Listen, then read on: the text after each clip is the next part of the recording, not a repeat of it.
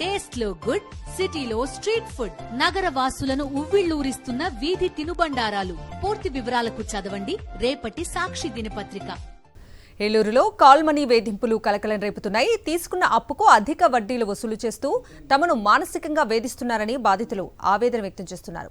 ఇక call money gang వేధింపులకు తట్టుకోలేక చాలా మంది గ్రామం విడిచిపోయినట్లు చెబుతున్నారు. బాధితులంతా కలిసి జిల్లా ఎస్పీ ఆఫీసులో ఫిర్యాదు చేసి కఠిన చర్యలు తీసుకోవాలని కోరారు.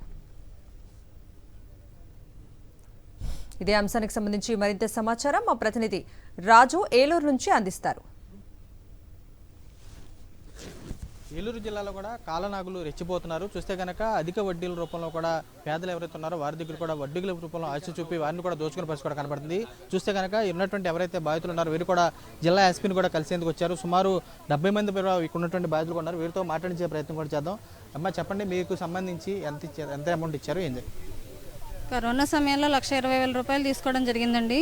1,20,000 రూపాయలకి వారం రోజుల్లో 80,000 రూపాయలు వడ్డీ వేసి 2 లక్షలు కట్టమన్నాడు. వారం రోజుల్లో 2 లక్షలు కట్టలేకపోయామండి. అసలు 1,20,000 రూపాయలు కట్టేసాం. ఆ 80,000కి మా వారిని హెరాస్ చేయడం మొదలుపెట్టాక ఆయనకి పెరాలసిస్లో వచ్చి హాస్పిటల్లో జాయిన్ చేసామండి. కరోనా సమయంలో హాస్పిటల్లో జాయిన్ చేసిన సమయంలో కూడా ఇలా హాస్పిటల్లో జాయిన్ చేసామండి. ఇలా ఒంట్లో బాగాలేదని చెప్పిన సమయంలో కూడా అతను ఇంటికి వచ్చి ఎవరికైనా చెక్కులు షూరిటీ సంతకాలు ప్రామిసరీ నోట్లు తీసుకుంటారు, కానీ నా భర్తకి నేనే అండి షూరిటీ. మరి అదేంటి అనేది నాకు తెలియదు. నీ భర్తకి నువ్వే షూరిటీగా ఉన్నావు కదా, నువ్వు ఏ విధంగా కడతావు? 1,20,000 రూపాయలు ఎలా కడతావు? ఎక్కడి నుంచి తీసుకొచ్చి కడతావు? నీకు ఆస్తులు ఉన్నాయా, అంతస్తులు ఉన్నాయా, వెనకాల ఎవరన్నా ఇచ్చేవాళ్ళు ఉన్నారా?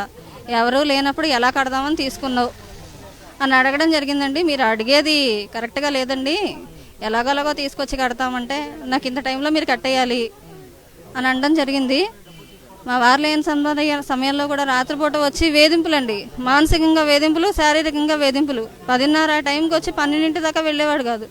ఉదయం ఆయన మా వారు పురోహితం చేస్తారు. ఆయన బయటికి వెళ్ళిపోయిన సమయంలో కూడా ఎప్పుడు వెళ్ళిపోతాడో అని చూసి 1-2 గంటలు ఇంట్లో ఉండిపోవడం, తాగడానికి ప్రయత్నం చేయడం, పిల్లల్ని కూడా ఇబ్బంది పెట్టడం జరిగిందండి. మేము మేడపాటి సుధాకర్ రెడ్డి గారి దగ్గర 25,000 తీసుకున్నాం. 25,000 తీసుకున్నప్పుడు ఆయన 2 రూపాయల నుంచి 5 రూపాయల వడ్డీ ఉంటుంది అన్నారు. సరే అని చెప్పేసి చెక్కులు నోట్లు ఇవ్వమంటే 10 నోట్లు 10 చెక్కులు ఇచ్చామండి. ఇచ్చాక ఆయన ఎంత వడ్డీ అనేది తెలియదు. 5 లక్షల వరకు కట్టించుకున్నారండి. 5 లక్షలు కట్టడానికి మేము ఎన్ని ఇబ్బందులు పడ్డామంటే ఆయన దగ్గర చేసిన తప్పుకి 25,000 బయట 5 లక్షలు అప్పు అయ్యింది మాకు. ఆ 5 లక్షలు బయట నుంచి అప్పు తెచ్చి కట్టి మేము ఇసుకుపోయాం. ఆయన కట్టకపోతే ఇంటి దగ్గర నుంచి వెళ్ళేవారు కదా కట్టాలి. ఆయన ఫోన్ చేస్తే టెన్షన్ వచ్చేసేది అనమాట.